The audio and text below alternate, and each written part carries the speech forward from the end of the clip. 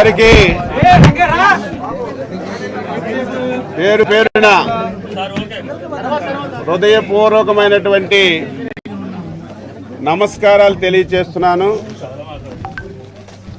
ఈరోజు నేను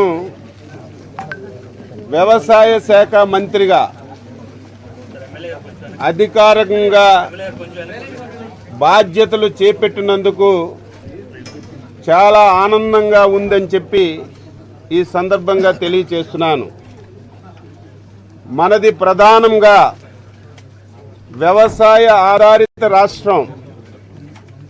రాష్ట్ర జనాభాలో 62% మంది అంటే దాదాపుగా 3.07 కోట్ల మంది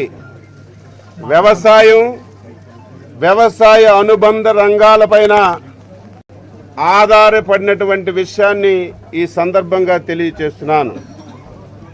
ఇటువంటి వ్యవసాయ రంగం, సహకార రంగం, మార్కెటింగ్ రంగం, పశు వైద్యం, డైరీ డెవలప్మెంట్ మరియు మత్స్య శాఖ లాంటి కీలకమైనటువంటి రంగాలను కలిపి ఆ మంత్రిత్వ శాఖను నా మీద అచంచలమైన విశ్వాసం, నమ్మకంతో అప్పజెప్పినటువంటి రాష్ట్ర ముఖ్యమంత్రి పెద్దలు గౌరవనీయులు శ్రీ నారా చంద్రబాబు నాయుడు గారికి హృదయపూర్వకమైనటువంటి నమస్కారాలు తెలియజేస్తున్నాను.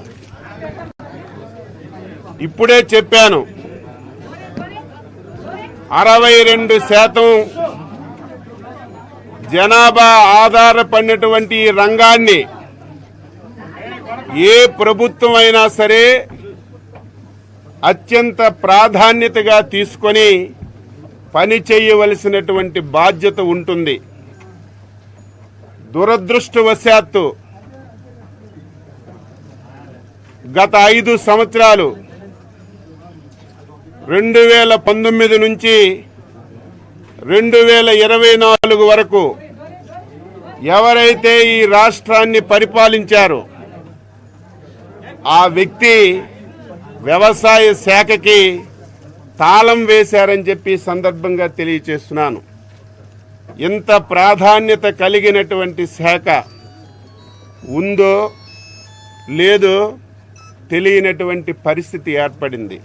ఎంత బాధ కలుగుతుందంటే, ఒక మానవుడు ఆరోగ్యవంతుడైనా సరే, ఆరోగ్యం లేకపోయినా సరే ప్రతి 5 మాసాలకి 6 మాసాలకి మెడికల్ చెకప్ చేసుకొని ఆరోగ్యం ఏ విధంగా ఉంటుంది, ఆరోగ్యం బాగులేకపోతే ఏ విధంగా ముందుకెళ్ళాలని ఆలోచన చేస్తారు. అదేవిధంగా వ్యవసాయంలో అత్యంత ప్రాధాన్యత కలిగినది భూమి. భూమి ఏ విధంగా ఉంది, భూమి యొక్క సార్థత ఏ విధంగా ఉంది తెలుసుకోవలసినటువంటి పరిస్థితి ఏ ప్రభుత్వం పైన ఉంటుంది. ఈరోజు